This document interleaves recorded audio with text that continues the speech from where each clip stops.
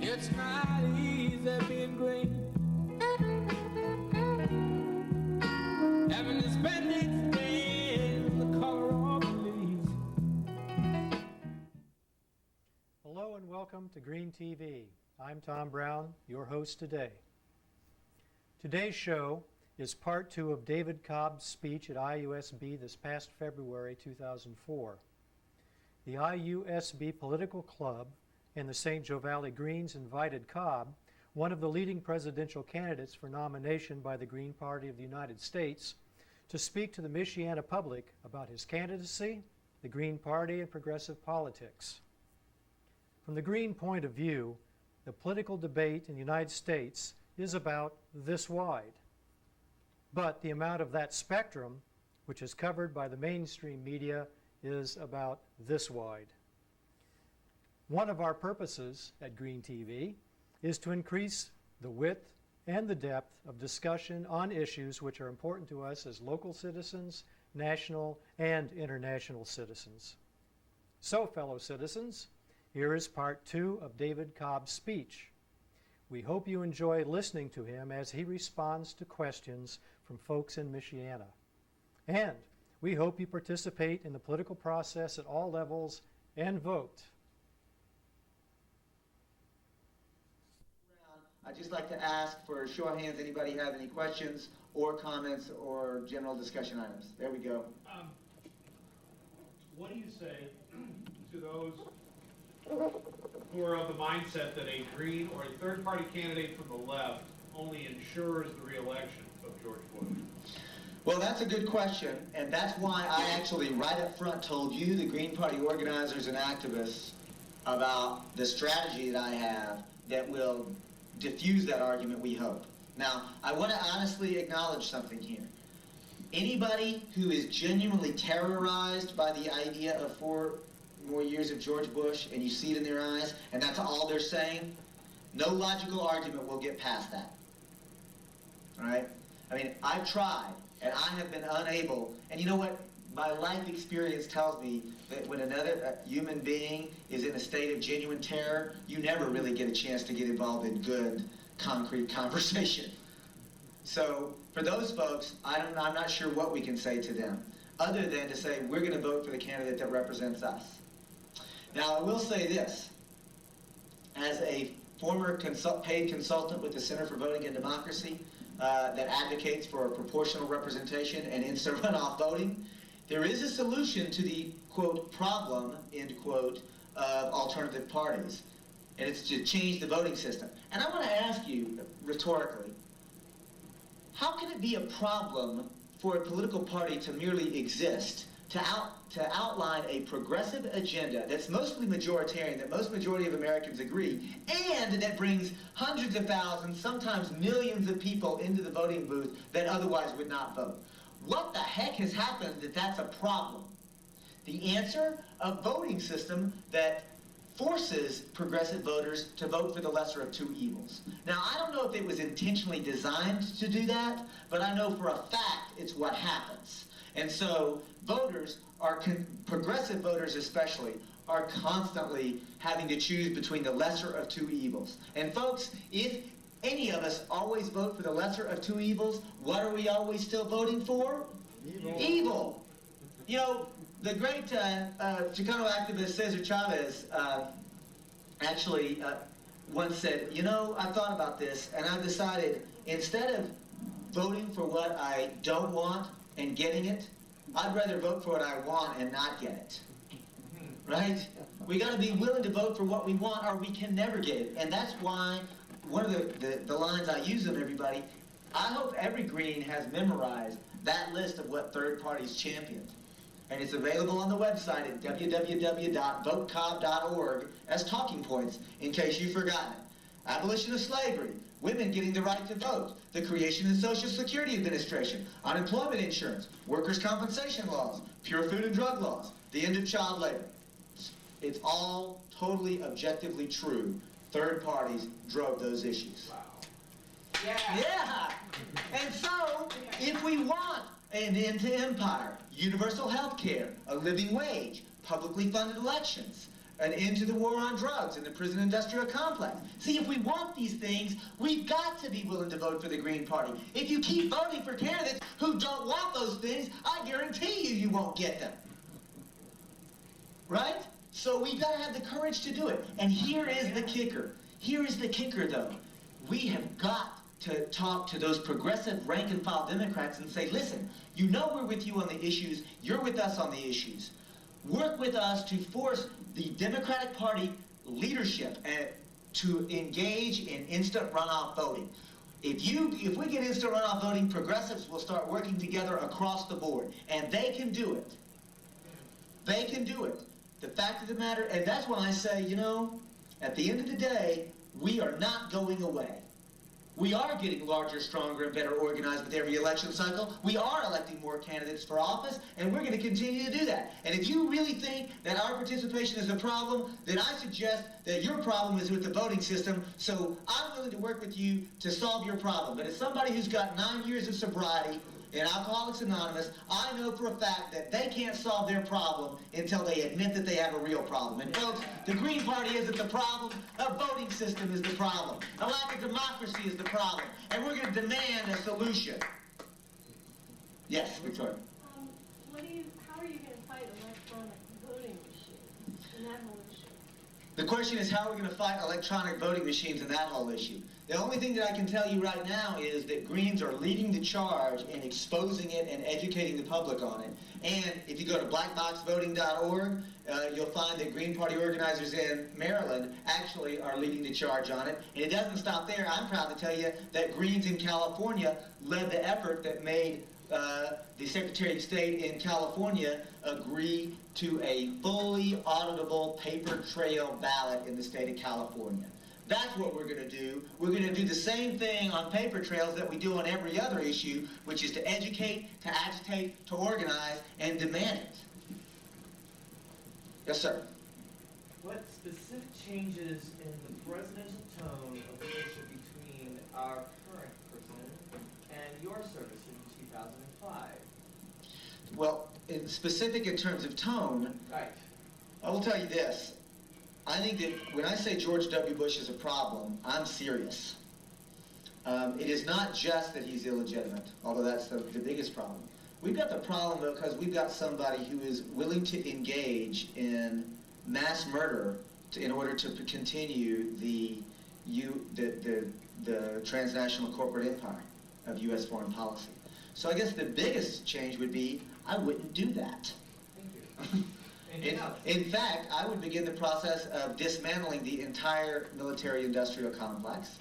We definitely need a strong military in order to defend ourselves, but there is a difference between defense and offense. And it's very clear to me that most of the military establishment in this country is used offensively in order to vacuum out resources from the rest of the world. Yes, sir. You mentioned instant runoff voting. Could you explain sort of the mechanics of that and maybe address what you think a problem of implementation would be in a sort of lax American political culture who might not want to learn all you can about 5 different nominees or people who are running to make a decision like that?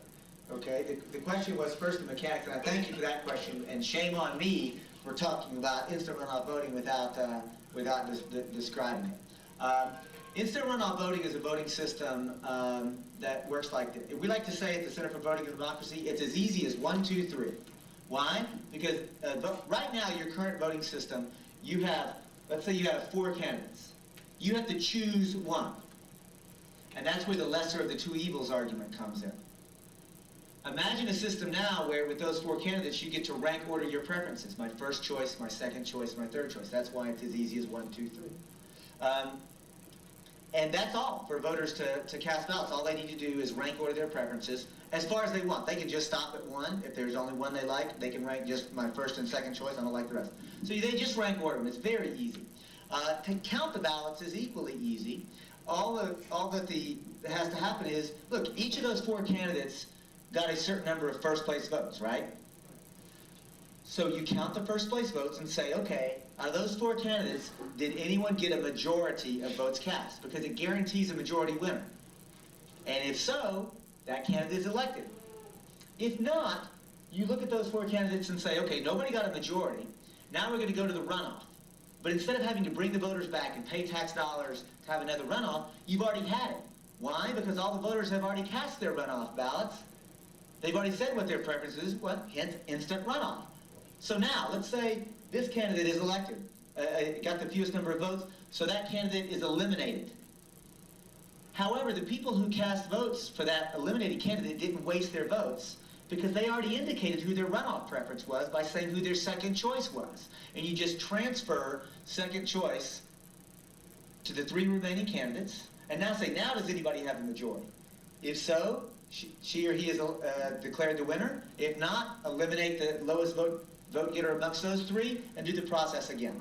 It is actually, both in terms of administrating it and in terms of, counting the votes and in terms of administrating the election, is extraordinarily easy. This system is used in Australia, in New Zealand, Mayor of London, Republic of Ireland. It's used across the world in district level races, anytime where you can only have 1 winner. And in fact, it is currently used by the American Political Science Association whenever they do elections. And that's a group that we figure ought to know a thing or two about elections, right? And not only that, it's also used to select the Heisman Trophy winner in college football. It's used to select the most valuable player in Major League Baseball. And it is used to select the Academy Awards. Folks, if it's easy enough for them to do it, I know we can do it.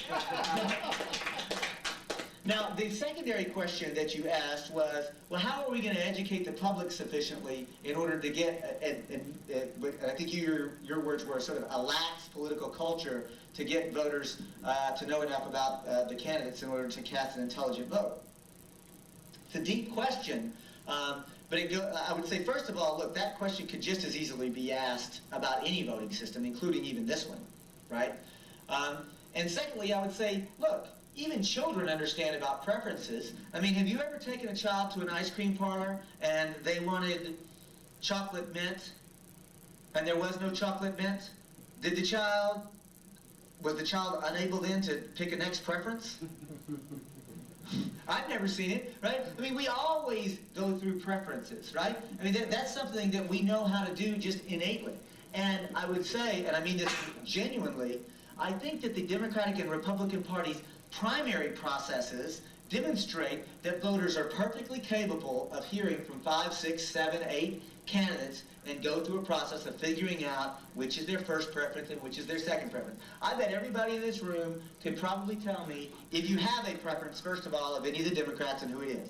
And if not, and I bet you could say, after my first preference, I probably have a second preference. And I bet you could even tell me who your third preference is. And that before even knowing that I was going to ask you what your preferences are. If you knew you had to rank order your preferences, I bet you could give me a list 1 to 8. So I really and genuinely believe that there would not be a problem in educating voters in order to use this system. And I'll tell you something else, to piggyback on it, you know another thing that would happen with this system? We would have, first of all, we would save millions of dollars. If we use this system across the board, we would save tens of millions of dollars, maybe hundreds of millions of dollars across the country by not having to have runoff elections anymore. We would save taxpayer money. Second, we would also eliminate the spoiler effect. Third, we would have better elections because they would ensure majority winners. Fourth, we would have better discourse between the candidates, because if we're all running for office right now, and this gentleman already has a constituency wrapped up, then I just ignore his constituency. I don't care. And in fact, this system also gives me an incentive to sling mud. It gives all of us an incentive to sling mud. Instant runoff voting and preferential voting systems don't. Why? Because if you've got a constituency wrapped up, and they're your first choice, and I know that, I have to think, well, can I be their second choice as opposed to the other candidates? So I have to think about the voter a little more, and I have to be a little more aware of the voter. And I certainly don't want to insult any of my opponents, because if I insult any of my opponents and get ugly and nasty and vicious and sling mud, then the chances that any of their supporters are going to rank me as their second choice goes out the window. So really, and here's a real kicker for a Green Party. Look, I'm a Green Party organizer and activist. But you know what? As a genuine little d Democrat who believes in democracy, I support instant runoff voting because I genuinely and honestly believe it's a better voting system. And I don't care, ultimately, if it means a Republican gets elected instead of a Democrat or a Green or a Libertarian. Because if that happens, what it means is the majority of the voters in that election wanted the Republican or the Green or the Libertarian or the whatever. So I think that what we have to do is force our elected officials to change the voting system. Yes, sir. Here, and I'm going to see, because you already asked one question, so we're going to give others a chance. At the risk of encouraging the mudslinging, tell me what, understand there's a number of candidates for the Green nomination. Can you tell me what distinguishes you from the other candidates and why you feel you're more qualified? I can. There are several other candidates who have declared, and the short answer is, I believe I'm the only candidate who's running a vigorous, aggressive campaign at this point and demonstrating that I have the capacity to do that. You know, I filed with the Federal Election Commission. I'm raising funds. I'm traveling the country. Indiana is, I'm getting a little lost here, figuratively, I guess, as well as literally earlier today. But I think it's the 27th state I've been to already. By the June nominating convention, I'm on track to have been to 40 states. I have helped local candidates. I have helped start petition drives. You know, and I know we got some petitions here, right? Because we're already collecting petitions in several states. They've already kicked it off in Iowa, and I helped them do that. And we're collecting signatures here in Indiana, and I'm proud to say that at Purdue University, where I was earlier today, we started collecting signatures on that campus. And I certainly know that nobody's going to leave this room without signing that petition, because you know what? Signing that petition doesn't mean that you're guaranteeing to vote for David Cobb. It doesn't guarantee that you're voting for the Green Party candidate in case I'm not the nominee. It doesn't even guarantee that you like the Green Party. Signing that petition only means that you believe enough in democracy that you believe everybody ought to have a chance to participate. Right? That's all it means. And I'm convinced that in Indiana, the Indiana folks are fair-minded enough and fair enough to say everybody ought to be able to participate. So I want everybody here to sign that petition before you leave to demonstrate your commitment to letting everybody participate. Now, I'll tell you the other thing is, I am at my core an organizer. You know, I was educated as a lawyer and I practice law. But what I really do is organize. I travel the country doing lectures on the social, legal, and historical context on what a corporation is and how through corporate personhood, corporations have hijacked our Constitution and made economic democracy illegal. I organize people. You know, when I ran for Attorney General in Texas and there were 4 or 5 local chapters of the Green Party, culminated in 26. Now, for those of you who are paying close attention to Texas politics, you probably know that sadly, I am not Attorney General for the state of Texas. And I say sadly because if I were, Ken Lay and the entire board of directors for Enron would have their thieving butts in jail right now. All of them. And we would be going through the process of revoking the corporate charter of Enron. And we would be returning the billions of dollars that had been looted from taxpayers. You know, that's what could be done. Yes, that's what could be done. Teachers, I mean, look, the energy crisis, all of it, it's incredible. That's what could be done if and when there is a Green Party person elected to the office who understands that there are tools available right now, even in this rotten system, tools available if there's the political will to exercise it. So, I am an organizer with experience in organizing, helping to create state chapters and local chapters. Because I like to say I won the Attorney General's race because I accomplished my goals. My goals were to grow the Green Party of Texas, and I did it. And I'm going to continue to do that. And I know how to discuss the issues in a way that resonates with folks from across the spectrum. And I'll tell you, with all seriousness, I am just as comfortable at Indiana University or in a college room as I am at a bowling alley or a pool hall or an organic farmer's market or on the barricades at a protest. And I can talk to people where they are with the language that they understand in a way that encourages them to get involved in the movement and get involved in the Green Party. I've had experience doing it. And I'm an experienced campaigner. And lastly, I'm a member of the Green Party. And I say that because it's important. I want to tie this in. And I don't know if you were actually asking the question, but it's a thread, and like a cat, I'm gonna reach up there and grab that thread. Ralph Nader is going to announce Sunday what his intentions are.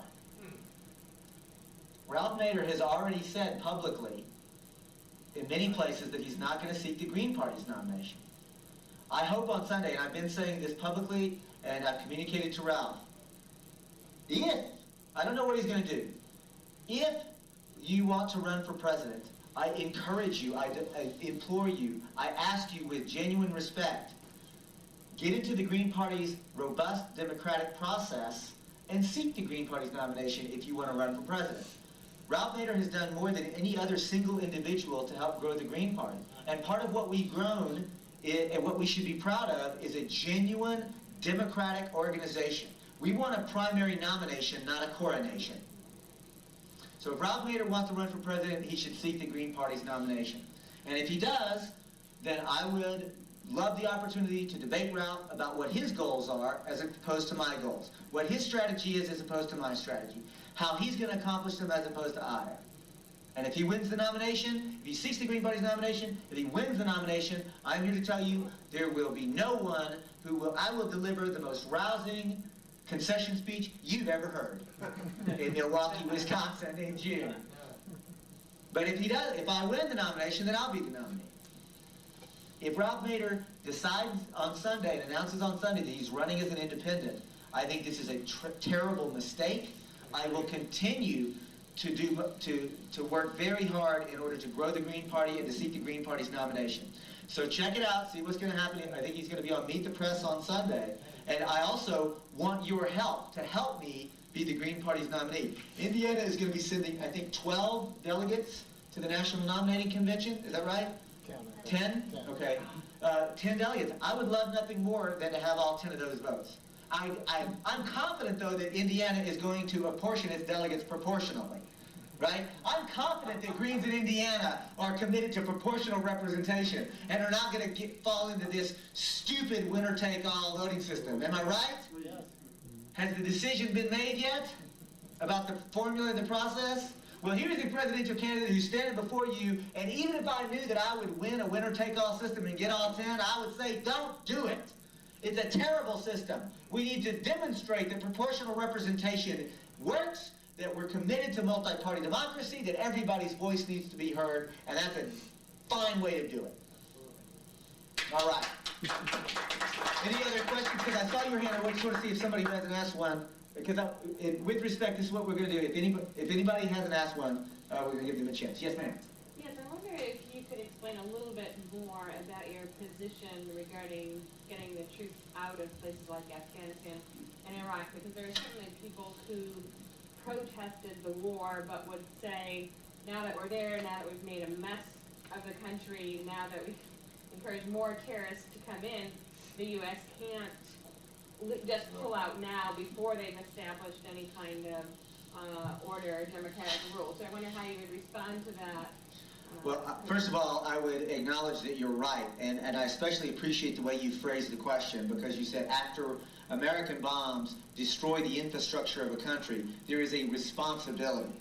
But let's be clear, what's happening now, the American troops that are in places like Afghanistan and Iraq are not there in an attempt to set up a democratic institution to turn the country over to the Afghanistani people, or to the Afghan people, or to the Iraqi people, right? That's not what's happening now. So what I'm calling for, I mean, if I were president, let's just say that I got elected president in 2004.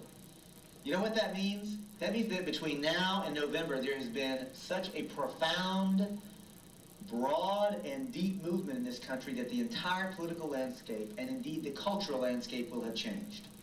And so it'll be possible to do the following. It will be possible to say, we acknowledge that the former very misguided and horrific foreign policy of this country has caused immense devastation, harm, and destruction. And we want to make amends, and we know that our current occupying troops need to leave. And so we are going to leave with all deliberate speed in an orderly phased withdrawal in conjunction first with the United Nations, and then ultimately with the people of those countries in order to ensure that we are not there at the end of it at all, but that we have a responsibility to help rebuild the infrastructure that our misguided foreign policy has committed. So that's what I'm saying. And I appreciate it. It's very nuanced. It's really ironic because actually I used the phrase for the very reason that you just said when somebody asked me about Iraq in the Los Angeles debate. I said we need a timely phased withdrawal of U.S. troops. It's an illegitimate, immoral, and illegal war. And it's an illegitimate, immoral, and unconstitutional occupation. And Peter Camejo thundered and said, "How dare you say phased withdrawal? That suggests the U.S. troops have no right to go there. Get out immediately." And he pounded the table. Well, you know, I mean, I can understand the impetus there, but the question that you've asked is in keeping with, and how you've asked the question is in keeping with how I see the world, which is, if we're going to make proposals, we need to make serious, sincere proposals that are actually able to be implemented. And what's able to be implemented, if there was a Green Party presidential president, is to go about dismantling that in a slow, deliberative process to ensure that we don't plunge any of those countries into absolute chaos. And folks, although we may not get a president in 2004, we're going to accomplish our goals. And I'll tell you this, and I mean this with sincerity, it is totally plausible to have a Green Party presidential candidate become a president in 2012. It is totally plausible. We can do it. I see this hand and then this hand. Yes, ma'am. In light of the fact that virtual states, every state within the last 4 years has now plunged from having great surplus to great deficit, how would you begin to attack the economical difficulties of the country if you were nominated, or if you actually get this nomination and actually got into the White House? Because I know personally, my friends and family don't give a hoot about a war in Iraq if we have no jobs here in the United States and here in Indiana. Fair question. I will I will tell you this, that those things are intimately connected. Why? Because of the billions of U.S. tax dollars that are going to fund the war in Iraq and all the rest of the world. And so by dismantling that military-industrial complex, we've got such a huge surplus of tax dollars that we can actually go about the process of reconstructing this country. And you know what? That's point one. And point two, tax the rich. You know what? I like the sound of that so much, I'm going to say it again. Tax the rich. In fact, you know what? This society and the whole culture is created to try to make us think that we're not allowed to say that. Never say that out loud. And you know what? I'm proud that in the Green Party, I'm not only free to say it, but I'm encouraged to say it for a third time. I'm going to say, tax the rich. There is plenty of money to go around for us all to have living wage jobs. There is plenty to go around for all of us to have enough. The problem is how it's distributed right now. And did you know that currently most of the, I think it's gone up now to 50% of all of the wealth and assets of this country is now owned and controlled by 1% of the population. It is incredible. It is incredible. So that's the short answer. Yes, sir. It's not easy being green. Having to spend each day in the color of the leaves. When it could be nicer being red, yellow or gold.